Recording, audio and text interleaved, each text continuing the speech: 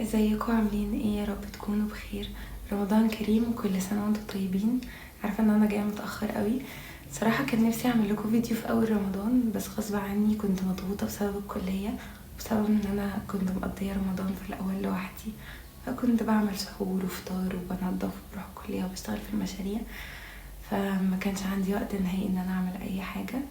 بس قررت بقى ان انا انزل في التوقيت ده عشان شويه حاجات، وهتكلم معاكم عن شويه حاجات بخصوص رمضان، يعني بخصوص الشهر الكريم. فكملوا الفيديو للاخر. خليني اقول لكم الاول قد ايه انا بحب شهر رمضان. بحس دايما ان توقيته مميز ليا، يعني بحس ان توقيته بيكون رحمة من ربنا عليا، ان هو بيجي بعد فترة مثلا مش كويسة، بيجي في فترة انا محتاجة ارجع التزم تاني وارجع افكر في حاجات وابعد عن حاجات مثلا. بحس ان توقيته يعني بيصلح حاجات كتير، فبحس ان التوقيت مميز جدا الصراحة. يعني بحس ده لناس كتير، لان لما بتكلم في النقطة دي مع حد بيبادرني بنفس الشعور، يعني ان هو دايما رمضان بيبقى توقيته مميز، وده بجد من رحمة ربنا علينا. فالحمد لله بجد على نعمة الشهر الكريم ده. النقطة اللي عايزة اقولها في الاول برضو، انه كنت قابلت كذا حد قبل رمضان يقول لي احنا مش حاسين برمضان، انا مش حاسة برمضان. فكان ردي اللي هو يا جماعة احنا مش داخلين رمضان علشان نحس بيه، احنا داخلين رمضان علشان نعبد ربنا. الهدف من رمضان ان احنا نقرب من ربنا، وان ربنا يتقبل اعمالنا، وان احنا نظبط علاقتنا بربنا. مش الهدف ان احنا نحس بيه. احنا داخلين رمضان علشان ربنا مش علشاننا. اغلبنا بيكون داخل رمضان بيضغط على نفسه في الاول انه عايز اقرأ قرآن كتير على قد ما اقدر في اليوم، عايزه اصلي كتير، هصلي التراويح وهصلي قيام ليل هصلي كذا ركعه وهصلي وقت كتير. فبنيجي بعد اول 10 ايام نلاقي، او ممكن حتى منكملش 10 ايام، نلاقي ان خلاص بقى يعني بدأنا نقطع. بدأنا نقرأ شوية وشوية لأ. بدأنا مش نمل، مش كده اكيد، بس عشان احنا دخلنا بضغط في الاول، فبدأنا اللي هو خلاص يعني زي حاجة زي الحماس راح. فأحب الأعمال إلى الله أدومها وإن قلت. يعني ما تجيش على نفسك في الأول عشان تقدر تستمر، عشان تقدر تكمل. يعني ممكن بشكل بسيط تعمل جدول لنفسك انه بعد كل صلاة انا هقرأ مثلا صفحتين، هقرأ حزب، هقرأ ربع حزب، ايا كان، بس تكون عارف ان انت هتقدر تواظب عليه. هتصلي التراويح مثلا مع الشيخ وهتكملها كلها للآخر، عشان ده سنة عن الرسول ان انت ما تقومش من الصلاة غير لما الامام يخلص.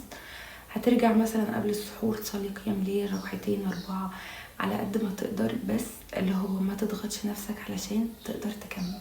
فانا اخترت ان انا انزل فيديو في التوقيت ده بالذات علشان ارجع افكركم بالحاجات اللي كنتوا بتبدأوا تعملوها اول ما رمضان يجي يدخل. ارجع افكركم انه ازاي لازم نستغل الشهر ده، وان رمضان فرصة، والفرصة اللي بتروح ما بتجيش، ولازم نستغله بشكل كويس جدا. في بس معلومة عايزة اقولها لكم قبل ما ابدأ معاكم في اللي عايزة اقوله، يعني انه في حديث بيقول ان رمضان اوله مغفرة، اوله رحمة، وسطه مغفرة، واخره عتق من النار. ده حديث مش صحيح، لان رمضان كله مغفرة وكله رحمة وكله عتق من النار. فده حديث مش صحيح وكنت بشوفه كتير، فحبيت اقول المعلومة دي. بس خليني بقى اتكلم معاكم في ازاي نقدر نستغل اللي باقي من الشهر بشكل كويس، لان زي ما قلت لكم رمضان فرصة، والفرصة اللي بتروح ما بتجيش، فلازم نستغله بشكل كويس، لعل وعسى ربنا يهدينا ونفضل ملتزمين بعد رمضان. خليكوا عارفين حاجة، ان المعصية في رمضان دي بتبقى من شهوة النفس، خليكوا عارفين ده كويس. خليني بقى اتكلم معاكم في الحاجات اللي هتخلينا نستغل الشهر بشكل صح. ربنا بيقول ما تقرب الي عبد بشيء احب مما فرضت عليه. يعني ربنا بيحب مننا الفروض، فاهم حاجة الاول الصلاة، ان احنا نصلي الفروض في وقتها.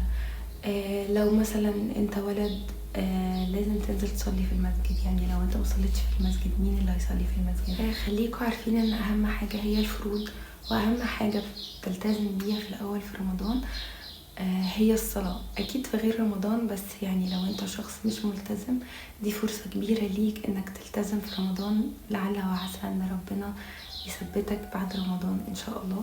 تاني حاجة القرآن. رمضان هو شهر القرآن، فعلى قد ما نقدر هنحاول نقرأ، بس في حاجة يعني في حاجات ممكن تساعدنا على إن احنا نقرأ بشكل صح. في مثلا سلسلة فيديوهات على اليوتيوب لتدبر السور للشيخ محمد بن عبد العزيز الخضيري تقريبا. ممكن نتدبر سورة ونبدأ نقرأها، يعني نفهم السورة بتتكلم عن ايه. السورة زي سورة البقرة فيها قصص كتير، وممكن وانت بتقرأها تحس ان قصص ملهاش علاقة ببعض، فممكن نعمل حاجة زي دي ان احنا نشوف مقاصد الصور. في ابليكيشنز برضو حلوة قوي. الابليكيشن ده اسمه تدارس القرآن، هو عبارة عن مصحف بس، وانت بتقرأ بيديك اوبشنز كتير، انه مثلا لو انت في آية مش فاهمها بس بتضغط عليها ضغطة طويلة بيجيلك معناها، بيجيلك تفسيرها، وممكن يجيلك تدبر ان هو احنا بنتعلم ايه من الآية دي.